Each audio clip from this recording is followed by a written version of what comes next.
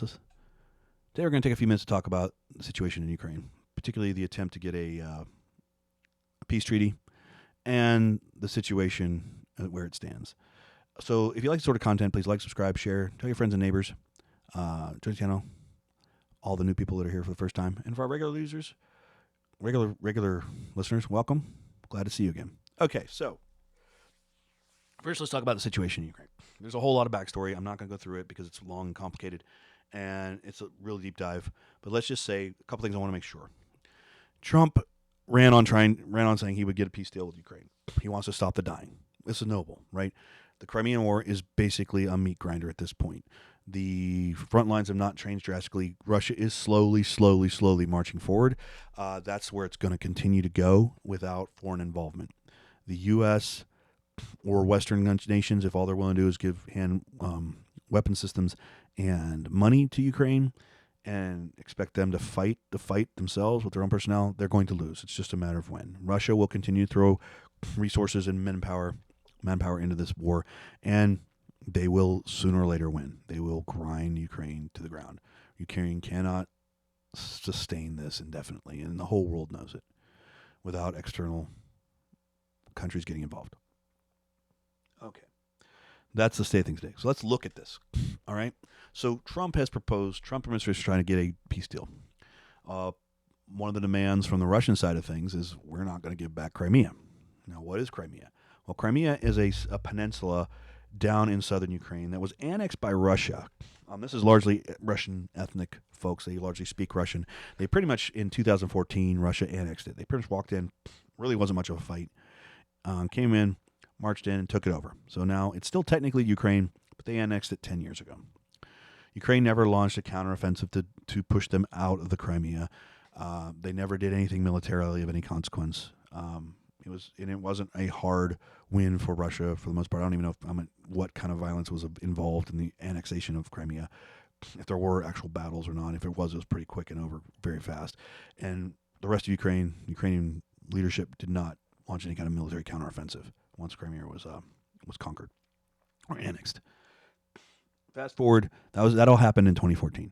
So fast forward to 2022. 2022, Russia invades Ukraine proper, which is the war we're talking about now. That's when the war, as at least the active part of the war, the violent part of the war, began. So part of Russia's demands, it appears, for negotiating a truce is that they hold on to the Crimea. And Zelensky is saying, I'm not going to sign any peace treaty that lets Russia keep the Crimea. Well, that's pretty much an impasse. The political reality is that's an impasse. Russia's going to keep the Crimea. They're not going to give it up. Why should they? There's absolutely no reason. Russia's not losing this war. This is a grind. I'm sure they would rather not be fighting it. But the idea that they should give up land back to a country who wasn't even willing to fight for that land for the better part of 8 years, yeah, that's not going to happen, folks. And there's a lot of reasons. I'm not going to go into the ethnic background and history and all that. But let's look at it. So this is a map of Ukraine. This is the map of the actual war that's currently going. So this is 2022 before the invasion. As you see, Crimea, since 2014, has pretty much been under Russian control. This is the Crimea Peninsula down here, guys. Okay. This was Russia. This is the Russia invaded. Now, Russia made some very bad mistakes and some miscalculations. They thought they were just going to march into Ukraine, go into Kiev, be welcomed, and just take it over. Much like what happened in the Crimea. That's, fortunately for the Ukraine, that's not what happened. They were able to halt this advance, right, and made Russia pay a very big price. Russia retreated out of the northern sections of Ukraine and then concentrated its efforts on the western sections of Ukraine, started marching east. So this, as you can see, this war has been a slog since 2020, since the end of late 2022. This is what the battle lines were.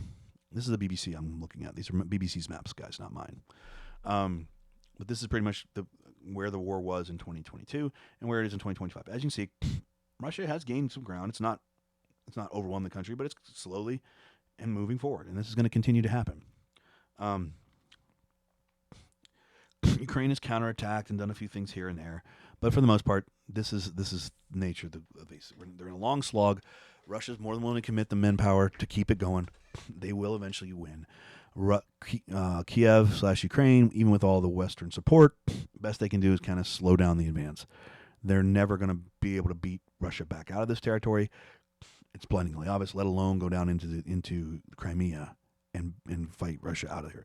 So it appears attempting to negotiate a settlement, Russia saying we want to hold on to Crimea. Trump, I think most reasonable people say rightly or wrongly, okay, we can consider that if you leave the rest of the country or whatever. And I don't know the details. I've not looked at the details plan. I'm not privy to these conversations. But this seems to be what the plan is going, right? They're trying to say, what do you want? Okay, what can come up with it? And Zelensky is saying it's not even up for negotiation. If we don't get back Crimea, it's not even a debate. And that's just an untenable position, which means the war will continue, and means that Russia will continue to slowly advance. Why is Russia going to continue to slowly advance? Because they've shown they're willing to keep throwing manpower at it. They'd rather be out of this war. It's clear they'd rather be out of this war. But they're not going to give up Crimea. Why should they? They're winning. Slowly and surely, they're winning. Ukraine does not have the manpower to defend them, to defend its country, to defend its land by itself, even with all the Western aid we're giving them, and intelligence and access to our weapon systems. Russia will continue to slowly advance. Ukraine will continue to be depleted of young men and resources, and the West can continue to throw money at it all they want. It's not going to change the outcome. And the West, they could go in with boots on the ground and certainly push Russia back. If NATO went into Ukraine and put boots on the ground, clearly Russia would get beaten back. It would be it would not be pretty, but Russia could not sustain a war against that. But are NATO countries willing to put boots on the ground? I don't think so. They certainly haven't so far. And if they would, it would be an escalation, which would make their nations targets as well. And Russia is a nuclear state. I'm not saying Russia would launch ICBM attacks against Poland or Germany or France or anybody else, but I don't think NATO really wants to escalate this war. If they're willing to escalate this war, it's going to throw the entire continent into war. And if the entire continent goes into war, I think you've just changed the whole dynamic. You're probably looking at almost certainly a world war possibility if it comes to that. Because Russia will probably lean on its allies, and we're going to see all kinds of divisions. So I don't think that's a good thing, guys. So here we are. Zelensky saying we aren't going to sign any peace treaty where we don't get all of our land back. And Russia is saying, well, we have Crimea. We've had it for a decade. You've never fought back for it. We're not giving it back to you. Again, this is not a moral argument. This is not me saying I believe Russia has the moral authority to hold the Crimea. I'm just telling you the political realities.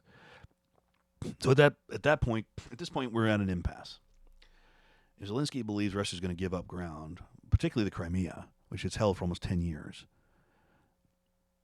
in order to get peace in a war that, like it or not, they are winning. Slowly but surely, they're winning and going to continue. This line here, I know this is why this story is so stupid. It's a slog. It's a slog, and this line is not moving much. It is moving, and it will continue to slowly move. And that's what's going to keep happening. And if the West abandons Ukraine, stops giving them support, the Ukraine will fall very quickly.